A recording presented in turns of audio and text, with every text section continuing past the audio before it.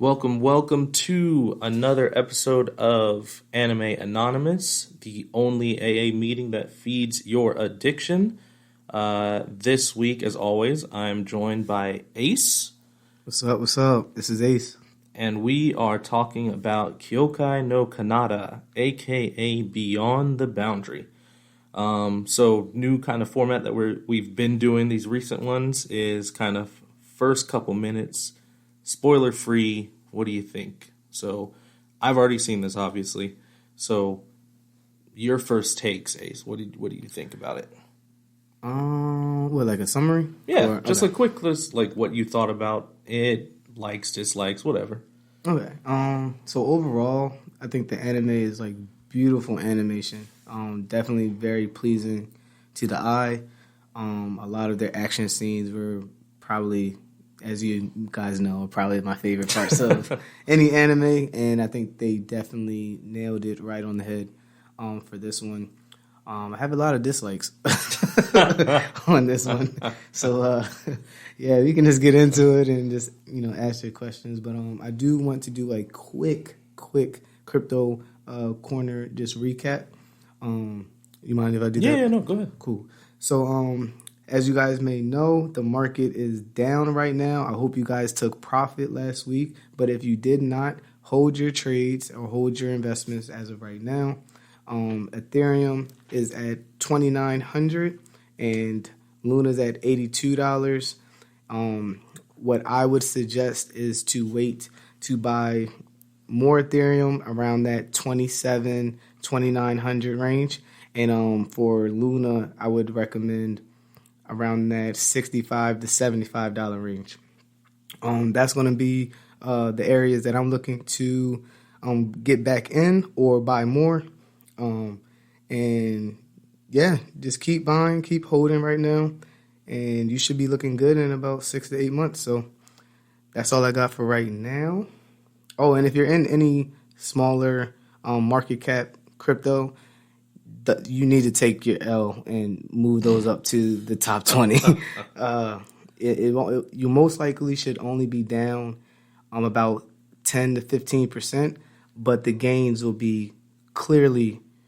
You'll regain any losses that you had if you start moving them in now. So that's all I got for the crypto. And yeah, let's get into it. Okay. All right. So quick overviews. Beyond the Boundary, if I remember correctly, it came out in 2013. I will agree, very beautiful anime. I also like the music in it. There's different parts where it's kind of there just purely supporting, but then sometimes it kind of not ebbs, it swells, and like you're really focusing on the music. And then you had a whole episode where they became like bootlegged idols and were dancing and singing. So if that's your thing, it wasn't mine, but I thought it was like, because so this anime, you wouldn't really think, like if you just read the synopsis, you wouldn't think that there's a lot of comedy in it. Right. But there's a lot of comedy in this anime. So when that episode happened, I was like, what the heck is this? But then it made me laugh because I'm like, okay, this kind of makes it, because they're so serious about it. Right. They're like, yes, we've practiced for a week to do this. Like, it's just stupid. But the anime, one thing that I really liked about this anime is it kind of starts you off real quick into it. Oh. I was so lost in it. I'm like the first episode, and they were like giving the synopsis. I can talk about the first episode, right? Yeah. So I'm about to say how it first starts. So go ahead. First episode, this man he's trying to save the girl from jumping. She ends up stabbing him and trying to kill this man. And the way she moves, she's literally moving like a ninja Naruto character. It's crazy. And then like, it was so fast paced that you just get jumped in and you're like, first off, why does she have a sword? Where did the sword come from? Why her first instinct was to kill this guy? He just seems like to be a regular human. You end up finding out that he's like a half-breed. And I'm just like, this was intense. And based off the title, I was not expecting this at all. But, yeah, what you think? No, it was that was my reaction when I first watched this. I was like, oh, okay, new season of anime. I'm gonna watch this one because the name got me. Not because I didn't even know the English one, but Kyokai no Kanata just was like, that sounds like an interesting name. Sure, I'll give it one episode. And then, like, yeah, you're like 2 minutes in, the girl does a backflip over the fence, smooth, comes in and just straight up stabs him. You're like, what? Yeah, I'm like, what just happened? And then he just takes it in stride. He was like, can you remove this, please? And she's like, why aren't you dead? Why? He was like, yeah, this isn't gonna kill me. Like, can you just take this out? And then off rip, it just keeps going like she's following him around and trying to kill him. Yeah, just literally day to day hunting him down. If you guys saw One Piece, it was like when Ace was fighting Whitebeard and just losing over and over and over. I'm like, why are you continuing to do this when he obviously cannot die? Yeah, and then like even his friends with quotations are like, is that Mirai? Oh, not even saying the main people's name. Half-breed, a.k.a. immortal guy who can't die. His name is Akihito. He has a nickname called Aki, which he does not like, but it's used all the time. And then the girl who's stabbing him and trying to kill him all the time is called Mirai. And you find out pretty quick that she's part of this old clan that they call them like a cursed clan because in this world we have basically demon hunters and her clan was really looked down upon because they can use their blood as weapons. So they call them the cursed clan because their quote unquote blood is cursed. She generally uses it in the form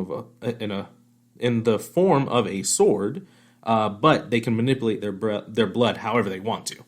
And they were kind of looked down on from the other societies. And then you have these other characters that you meet as well that are around Aki, and that's Mitsuki and Hiromi. Hiromi's the older brother of Mitsuki. They're part of this, if I remember correctly, Nase clan that kind of rules the hunters in that area. And their ability is they can make barriers basically out of nothing. So that's kind of cool. Well, they have like a club and they're just hanging out there, and then you hear just like shuffling in the background, and the Mitsuki, the sister, she's like, "Is that Mirai?" He's like, "Yeah, most likely." And then he walks out, and she's like horribly hiding behind like a desk. This is the comedic part. Yeah, and he's like, "Really? Are you doing this?" And she so she's a glasses wearer, and you find out, it's hard not to find out, but our main character, Aki, is like, has a huge fetish for glasses. And so super weird, but yeah, that's his thing. Well, everybody's kind of weird in this because Hiromi has a huge sister fetish, but then he's always like creeping on Aki, which is weird as well. But Aki sees Mirai hiding there. He's like, "Can you just give this up? Like, stop trying to kill me." And she like takes her glasses off. Whenever she's nervous, she like starts cleaning her glasses. She's like, I don't know what you're talking about. I'm not gonna try and kill you. And he was like, "You're lying." She's like, "No." And she tries to kill him again, and he runs away. She's like, "No, that's not fair." He's like, "This is a tactical retreat." That was funny. And he was out of there. And then he dipped, and then she's like Naruto jumping, yeah, blitzing to catch him again. I'm like, who is this girl? Why can she move like this? Oh, but that chase was cool. Nice. Like, that was super animated. She's like sprinting, then she's sliding, cutting up stuff, like slashing. Her sword moves are just like super dangerous. I'm like, so she's haxed and OP at times, and then she's like the weakest character to ever be a main character. And I'm like, y'all need to just be consistent. Yeah, like when he traps her in like the locker, and she like cuts out of it, and she's like, "It's dark. What did you do?" And he's like, you have a bucket on your head. Just take the bucket off. I'm like, what am I watching? Like, so it's got its moments of both of comedy and action, and I will say I think it did it pretty well, because there are some hard aspects or hard ideologies that they're kind of tackling, because so the like one of them is the older sister of the Nases, Izumi. She's like the leader of the family. You see clashing ideas. So there's some people who in the spirit world, etc., that are kind of cool with I think they call them Yomu. Oh, right. Demons. And they're chill with them because they're in their head there's classes of Yomu. Like some people just look at all Yomu the same, which is Izumi, and she just thinks that they're monsters, animals, nothing like crop, basically. Right. Like I make a living off of them. I don't care. They're monsters, less than human, blah blah blah. Then you have the other people who are really chill with some of the Yomu because they're not bad. Like they're really nice. Like, and even the Yomu, they're like, you guys look at us like all the same, but we have classes. Like just like, you guys don't classify a cow as you, but it's a mammal. Right. They're like, don't classify us like that. We may all be Yomu, but there's different ones. So I was like, oh, okay, that's kind of cool. Yeah, I definitely enjoyed that classification and explanation of why they were like, one's like a human that can turn into a cat. Like, it's like, I don't know. Oh, no, she's a cat that can turn into a human. Oh, okay. Yeah. So I did, but she's like in that. Human form all the time, so I can get it. Yeah. Like, yeah, she's the sister or the daughter of like the main owner of that cafe. Oh, okay. So they're both Yomu. But yeah, you always see them in human, so you're like, oh, well, maybe they're just shapeshifters. Well, they are, but they're Yomu. Right. But I enjoyed that part. It's definitely, that was the first introduction to the classes, I think. Yeah. They're the ones that say it. Because Mirai, she's kind of cut and dry with it. The whole reason she's trying to kill Aki is, oh, you're a Yomu, so like I'm not in trouble for trying to kill you because I'm a spirit warrior. Like that's what we're supposed to do. Right. And he's like, I can still feel pain and stuff, and I'm part human. Like she's like, yeah, but you're part Yomu too. Right. I'm like, I don't like this girl. And like, so when he introduces her to them, she's like, why are you talking to Yomu? Like this is crazy. And she like pulls out her blood, like her blood sword. And he's like, whoa, relax. Like we're cool with them. Like they are part of the spirit world society. She's like, really? Like yes. And then that's when they tell her, they're like, you know, mammals, blah blah blah, etc. Yeah. But the overview of it's, and then we can jump around like we usually do. The overview of it is really kind of tackling those different viewpoints of people who dislike Yomu completely, and those who just fight the dangerous ones, and then you have the other side of, like I just said, the ones that only fight the dangerous ones and are kind of friends with them. And then you have basically Aki right in the middle because he is half and half. But he's obviously weird because they do say... Now, what's weird to me about it, like one of the questions that I have... One of my issues with this anime is they create a lot of side plots, right, but they don't resolve them. Okay, so that's why I'm so confused. Yeah, so like one thing that they say is half Yomu, half humans are rare, but you never hear about any other ones. Right. They just say they're rare, but every time it seems like he's the only one. But then they say he's weird because he's immortal. So it's like, okay, well then obviously you must know ones that weren't immortal, but why aren't you talking about them? So that was just one I was like, is he the only one? Is he not the only one? I'm confused about this because they say it all the time that he's quote unquote special. Now you find out later on that yes, he's special for other reasons because the name of the anime is basically him. There's something living inside of him called Beyond the Boundary. Right. And it kind of really gets brought out, I want to say maybe the last 3 to 4 episodes. Somewhere around, yeah, I think it starts around 8 or 9. Yeah, so definitely after the 5th and maybe the 6th.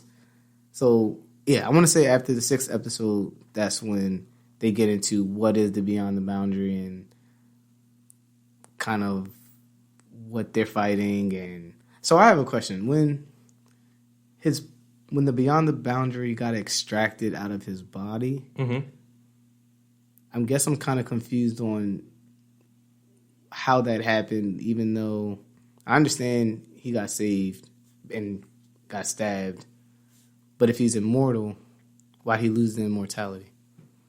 So technically, I don't think he did.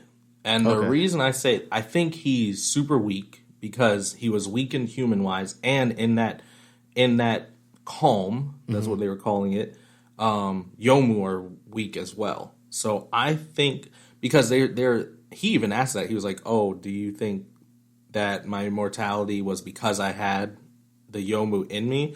And they're like, "We don't know." But they're definitively saying that he's no longer immortal. So how do you know? It's not like any of you tried to kill him, you know? And that confuses me. So I don't. But then when all the sequences happen and he's going to, save Mirai, he breaks in and his hand looks like his hand when he's a demon.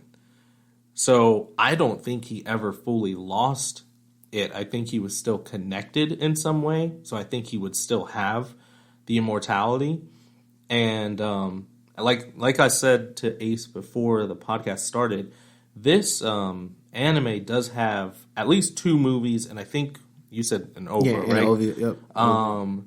And I believe the first movie kind of adds a little bit of changes to the anime and kind of retcons some things. And then the second movie is like a year after this. So I'm wondering if maybe, some of my /our questions are answered in those movies. So that might be something we watch later on. I don't know. We'll have to discuss that. But I do know, like for instance, his mom is a much bigger character than you think. Yeah. Because his mom is so annoying. So, like, his mom, one, you have to think, what's up with this woman? Right. Because she had a child with a demon. Yes. So that's rule 1. And she plays it off like it's just nothing. Just your dad. But 2, like, she's obviously super strong. She's one of the most well-known spirit world people, but she acts like a whole clown. Yeah. Like every time she sent she like doesn't she's not with him ever. So that's one of his things that he's really annoyed with is like she kind of basically just abandoned him. Yeah. And she pops up in the most annoying childish ways and it embarrasses him. And she's super eccentric. Yeah, she is over energetic. She's always dressing up as animals and stuff. And she dressed up in the night armor. Yeah, even when literally the world is about to be destroyed, she's dressing up and doing like stupid like accents and stuff, and it's pissing him off. Yeah, I'm like, the world needs to be saved. There's literally this big, humongous monster destroying the town, and she's just like, ha ha ha. Yeah, like she's hey, just son. having the fun time. Like, and I know she plays a bigger part. And I think when I was researching her, because I was just like, yo, she's obviously has like a bigger role, but it's not in the anime ever. Like they don't really show it. And apparently and I don't know if this is shown in the movies, OVA, maybe just in the light novels, because I know this was a light novel. I think there's 3 volumes of it. She's like the gatekeeper between both worlds. That's how she knew to warn him to not go after that. Yeah, super bad. Yeah, the hollowed world, whatever that one was called. That was a weird sequence. It's so many like. So I guess when I was watching, and this is probably why I didn't really. I can't really. This is not a 10 for me. I'm gonna just get that out right now. And I think the reason I can't give it anywhere close to a 9 or a 10 is because it just left me with so many questions that weren't in the form of cliffhangers. They were just confusing. And I guess that just left me like unfulfilled or something. It's kind of hard to put my finger on it, but... Well, you're feeling, funnily enough, which is why I wanted to do this, because like, one, this show is not going to be always reviewing fire anime. Right. The reason I picked this is because that feeling that you have right now is huge in the anime fan base for this. Okay. Especially because of the ending. That the ending is very thought about. Of is it just a crappy butt pulled ending, or is it actually a much darker ending? Okay. So without kind of spoiling everything about the ending, because I do think this one's a little bit more of a thought-provoking anime. Without spoiling too much, one of the biggest issue/divide about the ending is if one individual actually did come back and is alive, then that is BS. It shouldn't have happened. Or two, what everybody think is correct. Well, not everybody, but that side is very aggressive with their thought process, is that person did not really come back. They are a figment of an individual's imagination. Okay. And because of their powers, it basically made a clone. And that clone is now activating. However, though, I think the movies address that. Okay. So that's why I'm like, maybe we talk about the movies later on. I don't know, because it's I have OCD. So I'm like, I kind of want to know if they address it. But then if I watch it and they don't address it, I'm going to be annoyed. I'm going to be so mad. So I don't know. But I will say, I knew this was going to be probably our shortest episode. I will say my high points for it were love the action, yes, love the animation, the colors of different things were so nice. And like I said, the different parts of music were good. But I am with you too. I have a lot of things that I wasn't a huge fan of. They added a lot of subplots, but there was no answers. So the creepy dude that wanted the world to end. Why? And why was the society supporting him? If he got what he wanted, the world ends. So is the society good? Is the society bad? Who knows? Because they were both supporting him and they were supporting Izumi. He and Izumi are clashing. I don't get it. Right. Also, he just pulls out something out of nowhere and says that Izumi has a Yomu inside of her. I'm like, huh? Since when did we know this? Is she a half Yomu? Is that why she hates Yomu so much? Nothing. And she has no idea. Nothing. No, she knows. She knows that she has a Yomu inside of her. But she doesn't tell her siblings. She's never told her siblings. So it's obviously, this is one of those, watch it all the way through, then watch it again to get your answers or get kind of that. There are no answers. Thought canon. I'm trying to give it. I'm trying to give it some grace, or I don't know. I may have been the one that recommended it, but I'm not gonna gaslight. There are no answers. There are some answers. You do find out kind of Mirai's backstory, and I will say you figure out why she comes there, because that was a question. They're like, why did she join this school? And I think it was cool that they really kind of gave you that backwards look. Izumi and her have a much closer relationship than you actually think they do, and they have a whole half episode dedicated to that. So I thought that was cool. Okay. That answers something. But there's a lot more questions left unanswered than questions that are answered, and that is my biggest issue with it. That irritated me. Yeah, because take another series that we've done that took this idea and did it properly. Bunny Girl. But exactly. Bunny Girl has a really good anime, but it does leave with you with some questions. Right. But not overly questions. If you just watch the anime, you're like, all right, that was a good anime. Right. But I have a question on this. Right. This, you're like, okay, that was a all right anime. But what about this, and this? And then what about that other thing that you said? And then remember when you said this part? Mm-hmm. What about that? Yeah, which one's true and which one's false? Yeah, exactly. So you said so-and-so did this. Did they really do that? Right. Or is it this way? Because you said both sides. what is that called? Thought canon, or what's it called when people predict or like they make fan canon. I'm trying to get the word. Oh, I know what you're talking about. I thought you were talking about storyboarding. I know what you're talking about. I can't think of the term either. This doesn't allow me to do that. Yeah, I can't just have a conversation and say like, based on the information that we have received, I think this is going to happen in the future, or this is why XYZ. For lack of a better term, fan theories. Yeah, fan theories. Yeah, I cannot. Confidently do that with this anime, and it bothers me. I'm glad that I actually got exposed to this, because now I can look at anime in a different way. So I do appreciate the different style that this anime did bring out, but now I know. Yeah, and that, like I said, like, we're not going to review bangers all the time, right? Like, we have to. I've watched way too many anime, so I've watched some crappy anime. I'm not going to really recommend crappy anime because I had to suffer through it. Right. I'm not trying to do that again.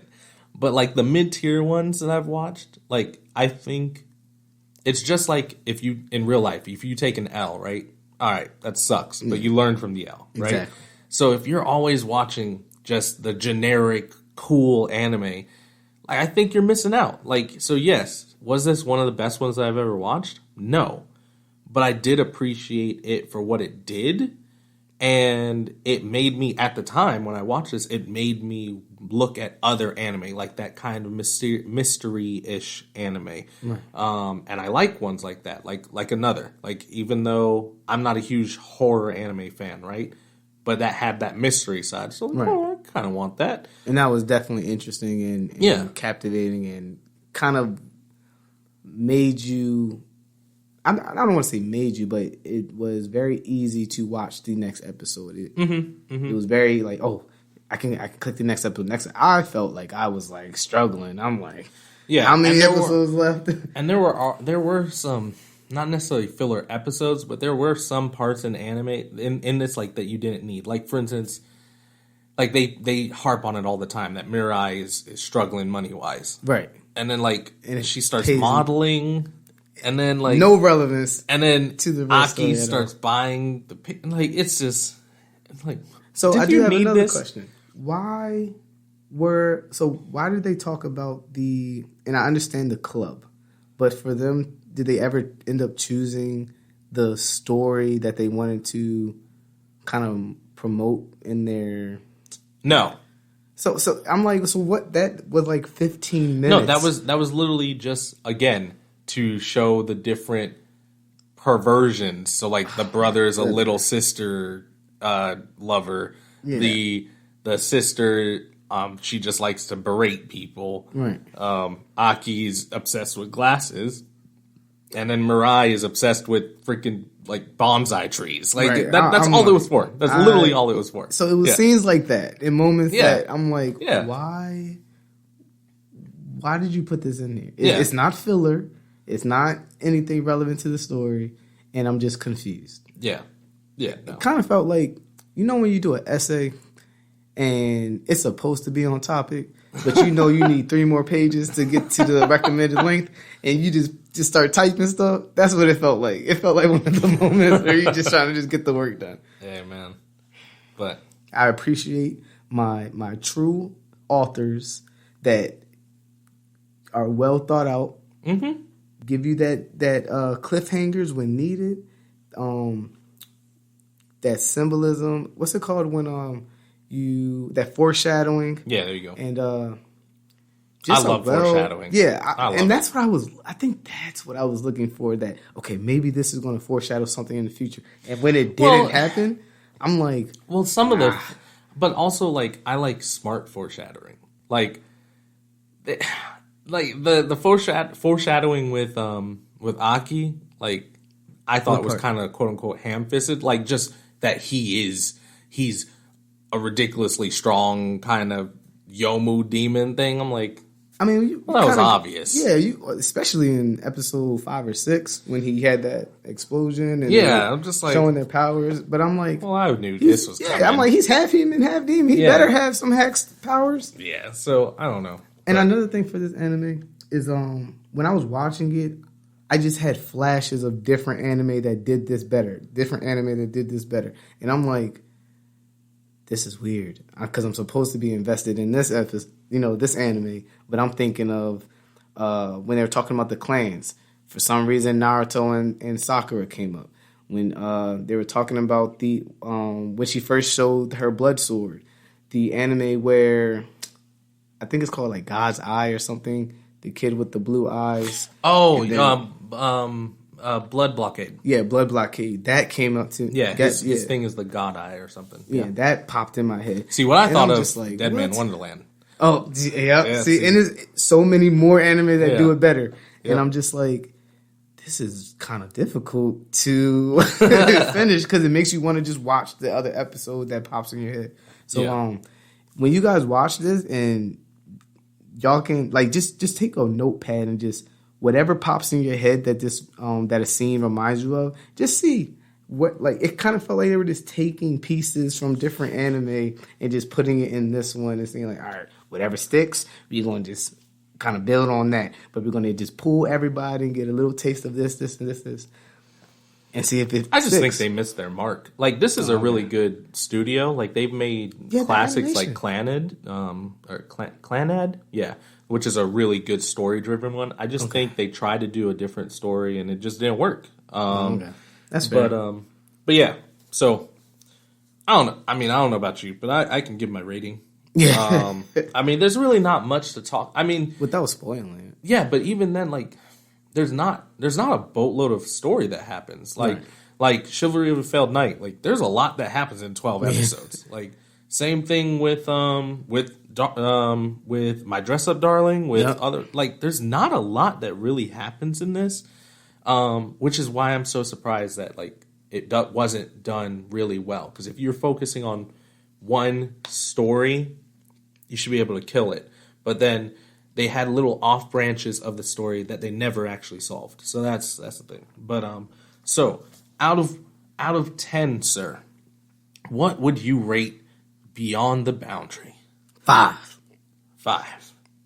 Because I did enjoy the action. I did enjoy the animation, the colors. I was laughing at majority of the episode scenes. So I want to give it 50 average. Yeah. That's fine. So this was an average anime. I can purely because I'm kind of you know what? As a one shot, that's because I hate when people do that, like take things and put it together. So as a one shot, I'll probably be with you. To be honest, I'll probably give it a 5 too. I was teetering on a 6, but I'm like, I don't know, like. I don't think it's a bad anime, but yeah, there are so many other ones that you could watch that are better.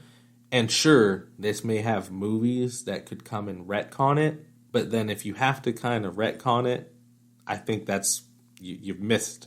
Like, again, you can have a great addition that just ties it in a bow, like Bunny Girl. Yep, exactly. But like this, it's like there's no way you can tie this in a bow unless you had a really long movie to address those little subplots. So yeah, I think I can agree with the 5. Do you think these I think it was either 12 or 14 episodes, would this make you want to watch the movie?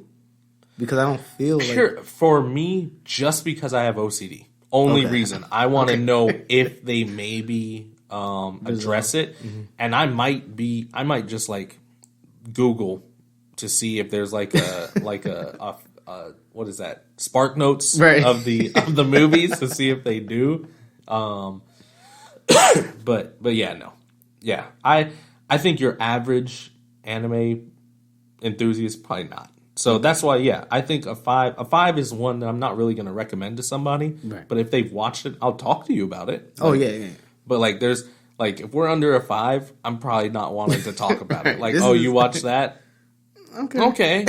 Yeah, I watched it. Oh, what do you? No, don't ask me. No, I watched it. That's enough. And then I'm in the 2.5 seconds. I'm getting another anime to talk about further. This anime is not worth speaking. I watched it. That's it. Yep. But we are excited about next week. Yes. Ace and I were talking about it because next week is Ace's choice. So we are reviewing what? It is a movie, and I believe we're going to be doing Jujutsu Kaisen. Jujutsu Kaisen, I think it's what, 0? I think that's the name of the movie. It just came out, max a month ago? I believe so, because we went to the movie theater. Yeah. And we saw it there. Yeah. Which that just shows, like, man, a couple years ago, like, as a kid, like, no way anime is really getting released in movie theaters. But, like, you've had it with Demon Slayer, you're having it with Jujutsu Kaisen, like, it's an interesting era to be in. Yeah, we came a long way. Yeah. We have. Like, anime is quote-unquote cool now. So it's kind of funny. And it's actually... I'm glad you said that, because now, at my age, which y'all don't need to know, I was out this past weekend. One of my bros that I knew for years, under his flannel, he had a whole anime shirt of My Hero Academia and was proud of it. And I'm like, bro, this was something, like, anime to me is something that I just personally enjoyed in the comfort of my own home and behind my closed doors, and that was my thing. I wasn't talking about it in school, in high school and college and stuff like that. It was just something that I enjoyed, and I just watched it, enjoyed it, and started hooping and did my thing. So to see now people wearing these shirts, like, it's like, and not like, and this is hot take, but not like your stereotypical, like, weebs, right? Like, quote unquote normal people wearing it. You're like, hold on now. And then I went to the Strawberry Festival probably maybe a month and a half, 2 months ago. They had at the Strawberry Festival, a whole store of anime, clothing. Yep. So I'm like, yep, I didn't get bullied, but if I did, I would be up there making fun of all of you, and I would be the first person saying, like, I'm the OG. I was watching this years ago. Y'all just got on this bandwagon. I'm like, so, but I can't do that because I did. But I definitely feel good. I definitely want to keep it as a 5 because I had moments I enjoyed and then had moments that kind of irritated me. So 5 on this. Just off rip, I'm going to assume Jujutsu Kaisen 0's a lot better than a 5. And then episode 10 is going to be legit. Yes. We are looking forward to that one. I want to give y'all not saying what it is, just but look out for that one. We will be having a special guest on that one, so prepare for that episode to be a little bit longer. Yes, but episode 10 will be one that for one's the gonna books, be great. For sure. That one's good. I'm hyped for that one. And we already saw this one, so I can't even wait to just rewatch it again and then talk about it. Yep. So shoot, but stay tuned until then. We will catch you next week. Hit us up, Instagram, X Anime Anonymous X, Twitter, same thing, minus 1 X at the back. Audience, Anime Anonymous. If you listen, you get paid. If you listen, we get paid. It's a win-win for both parties. Yep. But shoot, until then, we'll catch you next time. I'm CJ. And this is Ace. And we'll catch you next AA meeting.